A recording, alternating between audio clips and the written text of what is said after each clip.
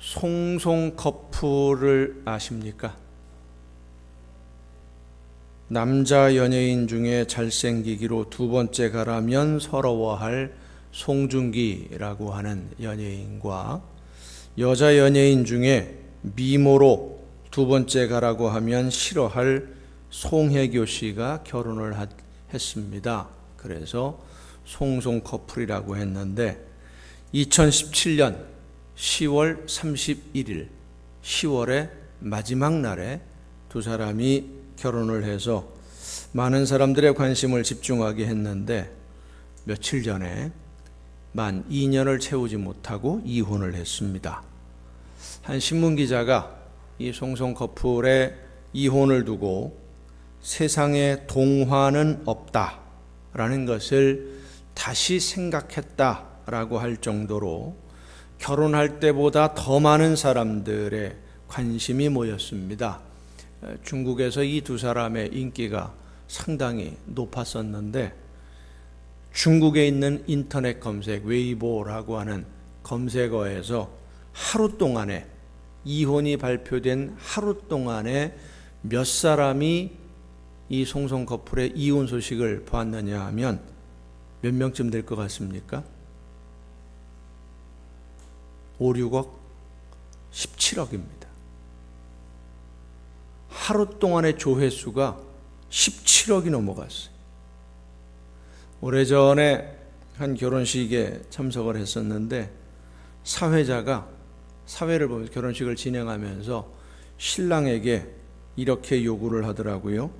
신부를 바라보면서 아싸 땡 잡았네 10번 외쳐라. 그러니까 이 신랑이 홀이 떠나갈 정도로 큰 소리로 아싸 땡 잡았네 하면서 웃는데 그 얼굴에 정말 행복이 가득해 보였습니다.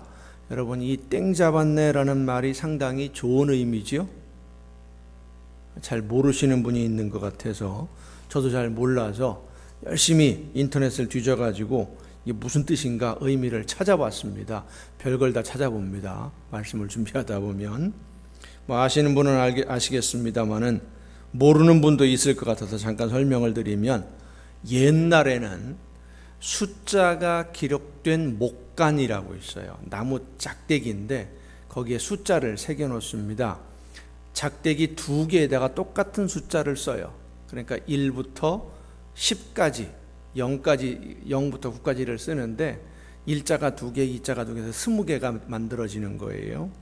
이 목간을 도박을 하는 사람들이 여럿이 두 개씩 나누어 가지고 자기가 가지고 있는 나무 짝대기에 쓰여져 있는 숫자의 합이나 이런 걸 따져가지고 이기고 지는 도박을 했었습니다. 그러다가 이 목간이 일본에서 들여온 화투를 사용하기 시작하면서 화투의 이름이 섰다. 들어보셨지요? 모르는 척 하지 마세요. 다 해보셨으면서.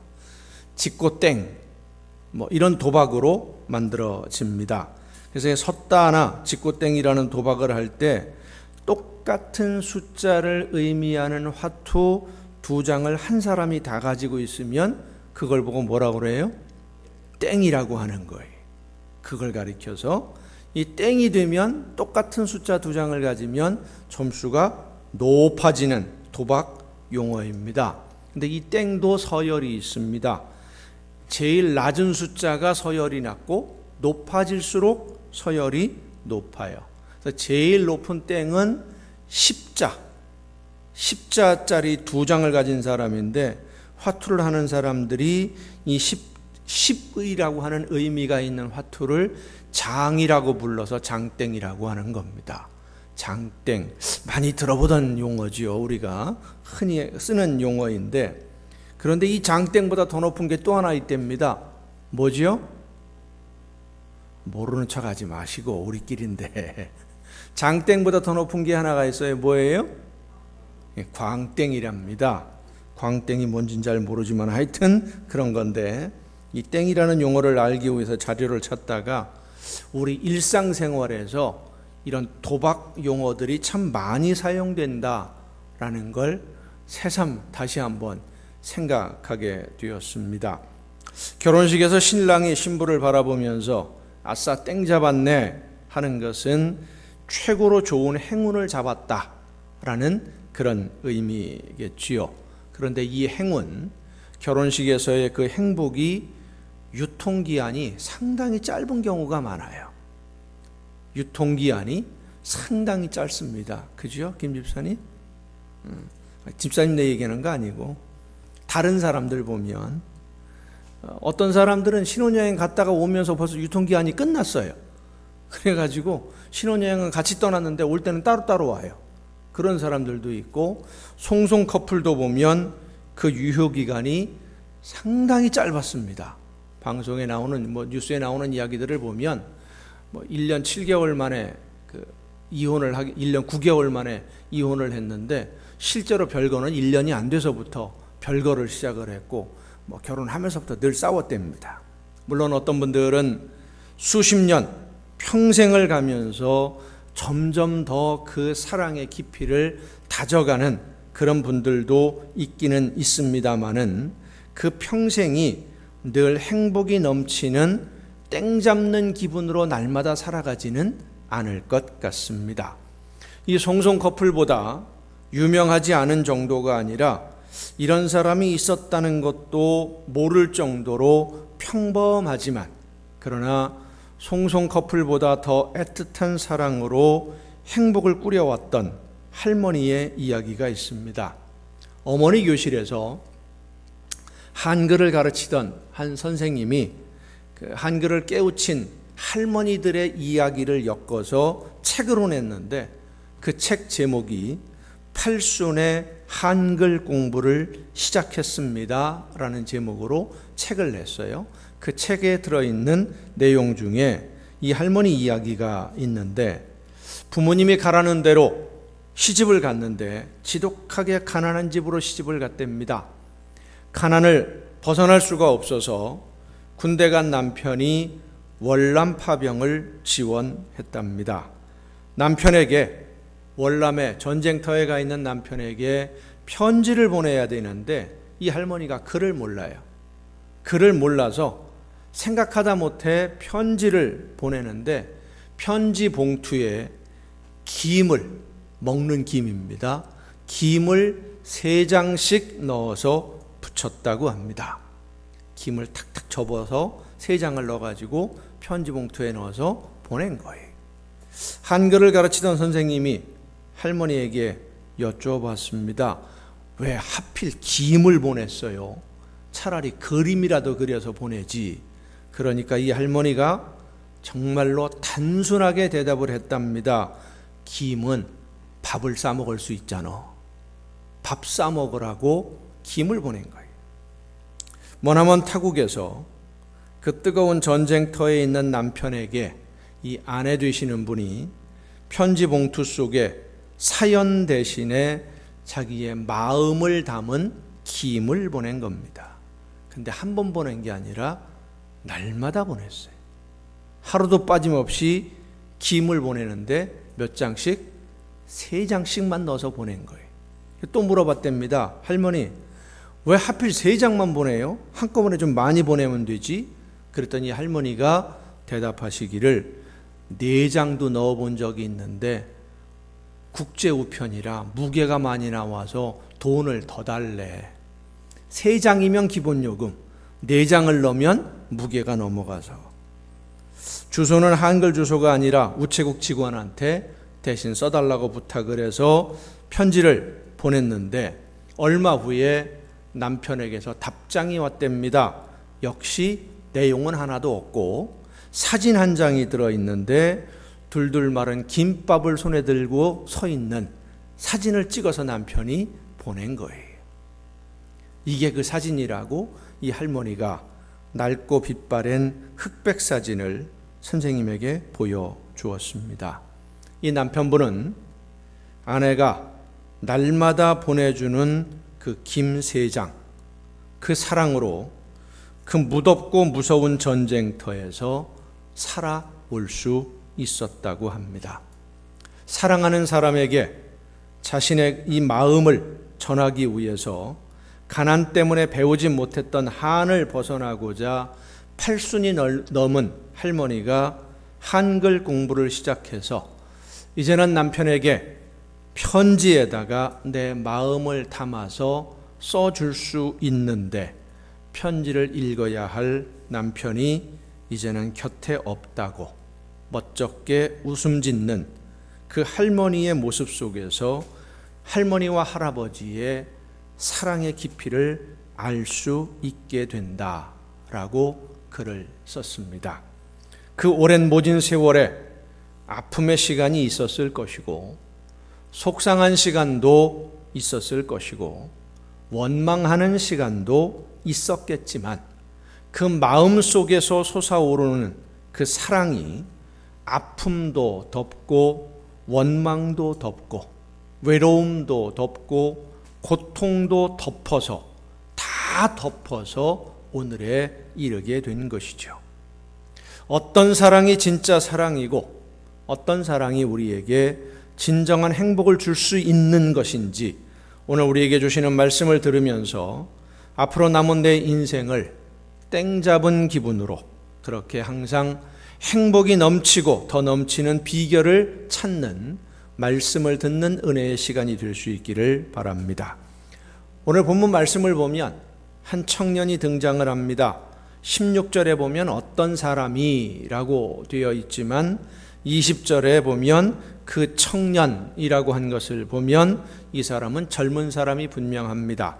이 젊은 청년이라고 표현되는 말이 네아니스코스라고 하는 단어인데 헬라어에서 나이 40살이 되지 않은 젊은 사람, 그러니까 장성한 어른으로서 사회에서 자기 활동, 자기 행동에 대한 어떤 결정권을 가질 수 있는 어린아이가 아닌 어른이라는 말입니다. 그런데 나이가 많지도 않아서 한참 왕성하게 활동할 수 있는 그런 나이의 사람이 예수님을 찾아온 거예요. 어린아이처럼 누구의 지시를 받는 위치가 아니라 스스로 결정도 할 수 있고 행동할 수도 있는 사람, 재물이 많아서 자기의 결정으로 행동하려고 할 때 그리 큰 제약을 받지 않아도 되는 사람, 그러면서 영원한 하나님의 나라에 대해 알고 싶고 영생에 대한 관심도 많았던 사람입니다. 자기가 결심만 하면 어떤 일이든 다 할 수 있는 조건을 갖추고 있는 사람이 예수님을 찾아와서 질문을 합니다. 선생님이요, 내가 무슨 선한 일을 하여야 영생을 얻으리이까? 이 사람은 스스로 생각하기에 자기는 나름대로 열심히 계명을 지키고 율법을 지키며 살기는 살았는데 완전하게 영원한 생명, 하나님의 나라에 분명히 들어간다라고 하는 확신은 없었던 것 같습니다. 그래서 예수님을 찾아와서 좀 더 확실하게 영원한 생명을 보장받고 싶어서 완벽하게 준비하려면 무엇을 더 해야 됩니까? 라고 물어본 거예요. 자, 그런데 보세요. 계명을 지켜라 라는 예수님의 말씀에 이 청년이 뭐라고 대답합니까? 이 모든 것 다 지켰습니다. 그런데 뭐가 더 부족합니까? 마음속에 뭔가 부족하다고 느끼고 있는 거예요. 이 젊은이가 다 지켰습니다. 그런데 아직도 뭔가 부족한 게 있는 것 같은데 그게 뭔지 모르겠습니다. 자, 이 청년의 대답을 보면 얼마나 자신에 차 있는지, 내가 이 정도로 하나님의 말씀을, 율법을, 계명을 지키면서 살아왔습니다, 자신감이 느껴질 정도의 대답입니다. 어떻게 보면 자기 자랑을 하러 인정받으러 온 것 같은 그런 느낌도 들기도 합니다. 그런데 사실은 그렇지 않습니다. 자기 신앙생활을 자랑스럽게 이야기하는 것 같지만 이 젊은이의 마음속에는 초조함이 느껴집니다.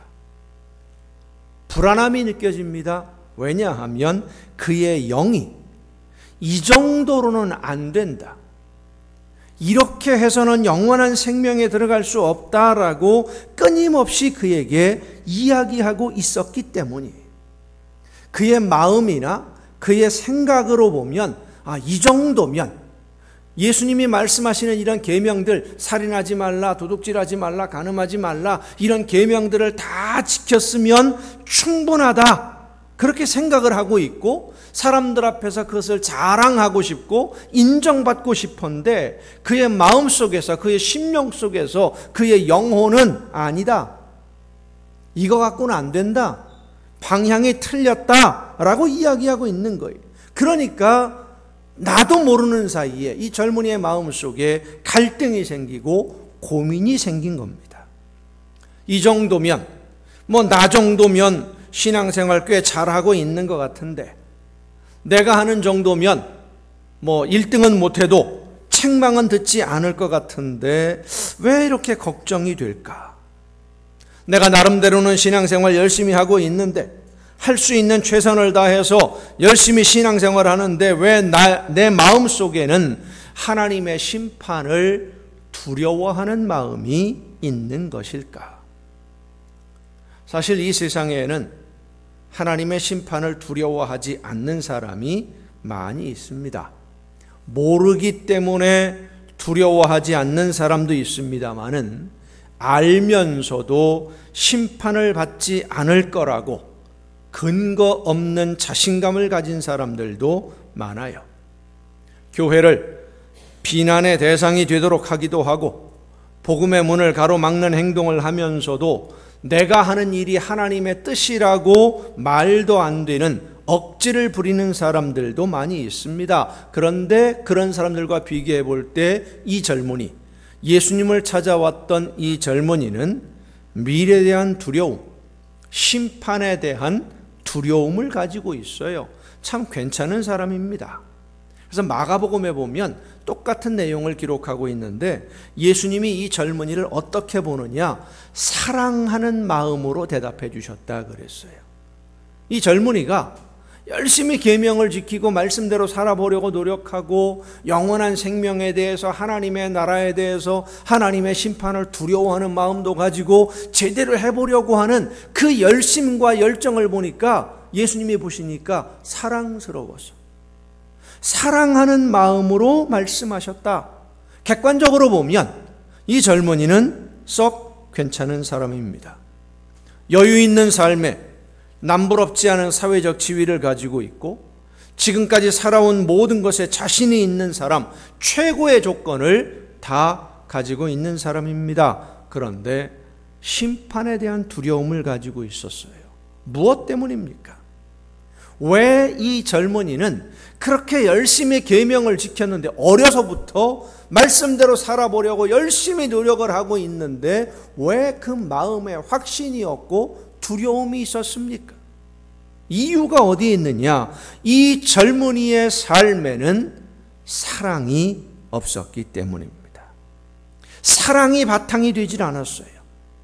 이 젊은이의 질문에 대한 예수님의 대답을 보면 십계명에 있는 말씀들을 말씀해 주시지요. 살인하지 말라, 간음하지 말라, 도둑질하지 말라, 거짓 증언하지 말라, 내 부모를 공경하라. 여기까지는 우리가 알고 있는 대로 십계명에 있는 말씀들이에요. 그런데 이어지는 말씀, 내 이웃을 내 자신과 같이 사랑하라. 이 말씀은 십계명에 있는 말씀이 아니라 레위기 19장에 기록되어진 말씀이에요.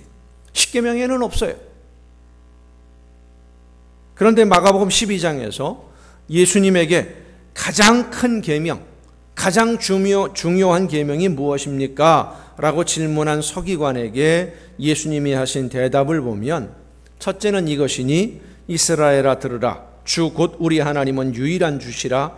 내 마음을 다하고 목숨을 다하고 뜻을 다하고 힘을 다하여 주 너의 하나님을 사랑하라 하신 것이요. 둘째는 이것이니 내 이웃을 내 자신과 같이 사랑하라 하신 것이라. 이보다 더 큰 계명이 없느니라. 이렇게 대답을 하십니다. 예수님은 하나님을 사랑하고 이웃을 사랑하는 것이 모든 율법과 가르침의 전부다라고 말씀하십니다. 하나님을 사랑하고 이웃을 사랑하는, 법에 어떻게 기록이 되어 있느냐? 무엇을 어떻게 지키느냐, 그것도 중요합니다마는 그 바탕에 법을 지키고 계명을 지키는 그 바탕에 어떤 마음으로 하느냐, 사랑으로 하느냐, 사랑이 있느냐 없느냐, 이게 더 중요하다는 말씀이에요. 우리가 잘 알고 있는 고린도전서 13장은 예수님이 말씀하신 이 사랑에 대한 가장 정확한 설명이라고 할 수 있습니다. 고린도전서 12장에 보면 여러 가지 은사들, 성령의 은사에 대해서 설명하던 사도 바울이 마지막 절에 가서 이렇게 말합니다. 너희는 더욱 큰 은사를 사모하라. 내가 또한 가장 좋은 길을 너희에게 보이리라. 그리고 13장에 넘어가면서 사랑에 대해서 기록을 합니다. 이 사랑은, 가장 좋은 길이라고 사도 바울이 설명하는 사랑은 가장 좋은 은사의 한 종류가 아니라 은사를 은사답게 하는 것이 사랑이다라는 말씀이에요. 은사를 은사답게. 그래서 고린도전서 13장 1절부터 보면 사랑이 없으면 내가 아무것도 아니다. 천사의 말을 하고 방언을 하고 예언을 하고 하나님이 주시는 말씀을 모든 사람들에게 전해도 내가 사랑이 없으면 나는 아무것도 아니다. 내가 내 몸을 불사르게 내어준다 할지라도 사랑이 없으면 내게 아무 유익이 없다 그랬습니다. 그리고 고린도전서 13장 마지막 절에 가보면 그런즉 믿음, 소망, 사랑 이 세 가지는 항상 있을 것인데 그 중에 제일은 사랑이라 한 것입니다. 사랑이 참 놀라운 거예요. 예수님께 왔던 이 젊은이는 다 가지고 있었고 다 지켰는데 뭐가 없어요? 사랑이 없었어요. 사랑으로 말씀을 듣고 사랑으로 그 말씀을 지키기 위해서 이웃을 진심으로 사랑하지 않았다는 거예요. 모든 것을 사랑으로 해야 한다는 것을 몰랐어요. 여러분, 사랑이 무엇입니까? 우리 국어사전에 보면 다른 사람을 애틋하게 그리워하고 열렬히 좋아하는 마음이라고 설명이 되어 있는데 예수님이 말씀하신 이 사랑은 그런 사랑이 아닙니다. 아가페입니다. 헬라어에서 사랑을 표현할 때 여러 가지 단어들을 사용을 하는데 우리 국어사전에서 말하는 그런 사랑을 표현할 때는 에로스라는 단어를 사용합니다. 성경에서는 이 젊은이가 예수님에게 와서 영원한 생명을 얻으려면 무엇을 해야 되겠습니까? 라는 질문에 대한 예수님의 대답, 내 이웃을 내 몸과 같이 사랑하라 라는 이 사랑은 아가페예요. 국어사전에 나오는 사람이 사람을 향한 그런 애틋한 사랑이 아닙니다. 하나님이 이 세상을 사랑하시는 그 완벽한 사랑, 온전한 사랑, 무한대의 사랑을 말합니다. 아가페는 자신의 목숨을 주는 사랑이에요. 내 것은 따로 다 챙겨놓고 내 주머니 먼저 챙겨놓고 내 밥그릇 먼저 챙겨놓고 남는 것으로 이웃을 섬기거나 사랑하는 것이 아니라 내 목숨을 내어주는 사랑, 그게 바로 아가페예요. 하나님이 외아들을 이 세상에 보내셔서 예수님으로 하여금 십자가 지고 대신 제물이 되어 목숨을 주라고 하시는 바로 그런 사랑. 예수님이 이 세상에 사람으로 오셔서 자신의 목숨을 주심으로 모든 사람이 하나님의 자녀가 되는 길을 열어주시는 그런 사랑. 그렇습니다. 예수님이 말씀하시는 사랑은 자기 희생의 사랑입니다. 나를 포기하고 희생함으로 이웃을 유익하게 하는 사랑입니다.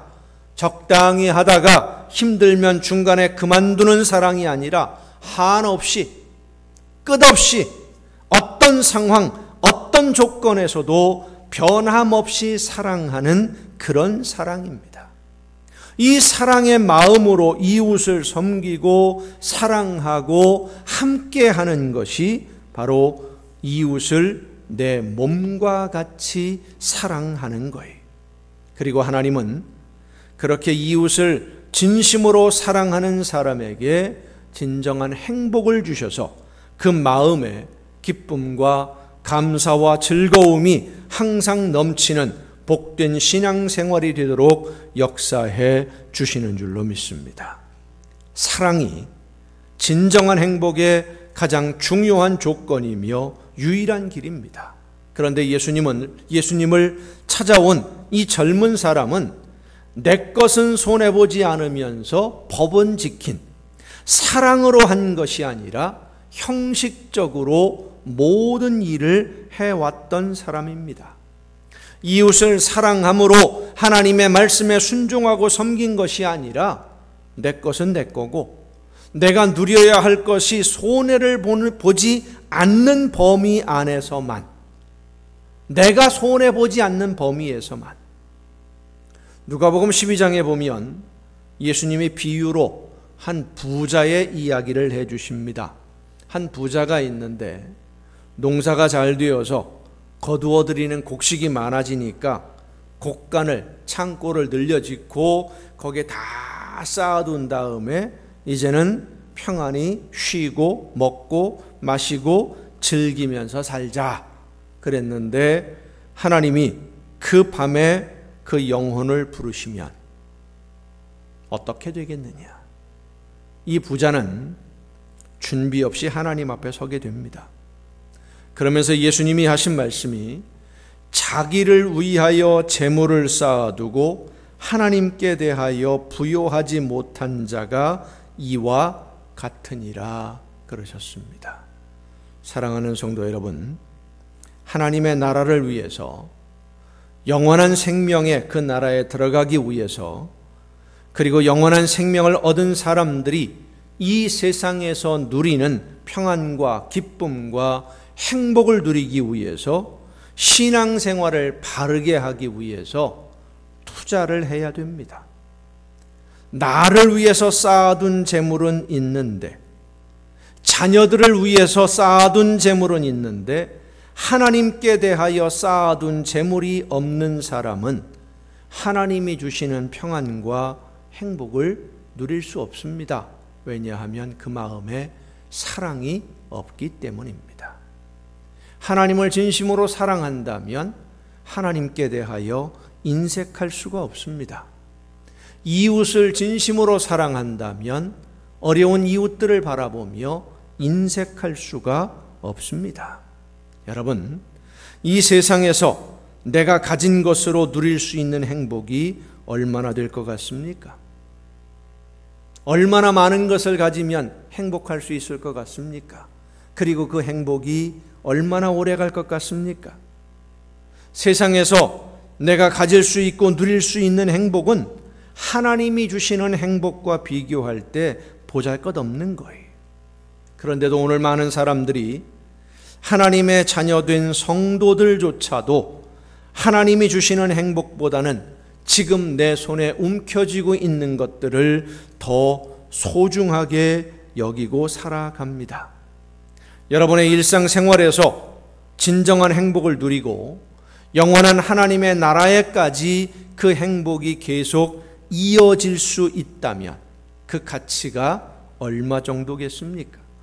여러분, 얼마를 지불하면 그런 행복을 살 수 있겠습니까? 모든 것을 다 주어도 살 수 없는 행복을 하나님이 선물로 우리에게 허락해 주셨는데, 오늘 많은 사람들은 내 손에 움켜쥔 것 때문에 그 선물을 받지 않고 있는 현실입니다.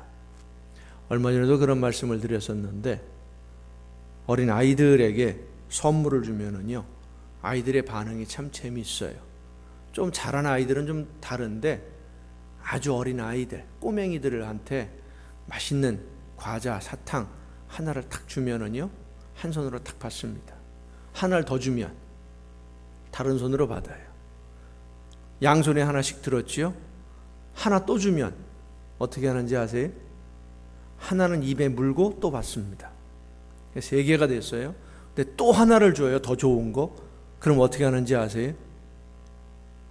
울어요. 받을 수가 없거든. 이걸 놓을 수도 없고 더 받을 수도 없으니까 어떻게 하질 못하고 울어요. 이게 사람의 욕심이에요. 하나님이 우리에게 주신 이 세상 그 어떤 것과도 비교할 수 없는, 가치를 따질 수 없는 귀한 행복을, 영원한 생명을 우리에게 주셨는데, 우리는 이 세상에 있는 것들을 움켜쥐고 있느라 하나님이 주신 이 선물을 받지 못하고, 받지 아니하고 외면하고 오늘을 살고 있는 겁니다. 며칠 전에 진품을 가리는 방송 프로에 책 한 권이 소개가 되었습니다. 만주 지역에서 독립군 참모장으로 항일 무장투쟁의 핵심 역할을 하시던 이규채라는 분의 일기 형식으로 된 책입니다. 독립운동의 기록들이 아주 상세히 적혀 있어요.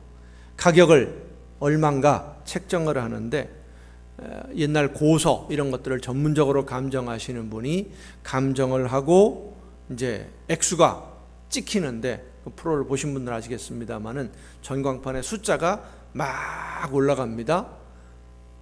1단위, 10단위, 100단위, 1000단위, 만단위 계속 올라가다가 딱 서는 숫자가 감정가거든요. 딱 섰는데 보니까 0 하고 찍혔어요. 0원이에요. 0원. 제로. 감정을 하신 분이 왜 0원이라고 했느냐라고 사회자가 물어보니까 이렇게 대답을 했습니다. 이 책은 한 사람의 개인 기록이지만 목숨을 바쳐 독립운동을 한 행적이 기록되어 있습니다. 그 덕에 오늘 우리가 있는 것입니다. 이런 자료를 돈으로 이야기한다면 슬플 것 같습니다. 그래서 가격을 따질 수가 없어서, 가치를 계산할 수 없어서 0원이라고 했습니다. 예수 그리스도의 사랑으로 오늘 우리가 여기에 있는 줄로 믿습니다. 그 사랑으로 우리가 하나님의 자녀가 되었고 영원한 생명을 약속받았습니다. 그 가치를 무엇으로 비교할 수 있습니까? 내 모든 것을, 전 재산을 다 들여서라도 영원한 생명과 오늘의 행복을 가질 수만 있다면 무엇이 아깝겠습니까? 하나님이 우리에게 약속하신 영원한 내일을 믿음으로 바라보며 하나님 앞에 인색하지 않도록, 그렇습니다. 하나님이 우리에게 주신 것이 있는데 하나님께 인색해서는 안 됩니다. 하나님이 원하시는 일을 위해 인색하지 말고 내 모든 것을 다 들여서라도 하나님이 기뻐하실 수만 있다면 희생하고 헌신하고 사랑함으로 하나님이 주시는 진짜 평안과 행복으로 이 세상을 천국으로 변화시켜 나가는 여러분 모두가 될 수 있기를 예수님의 이름으로 축원합니다.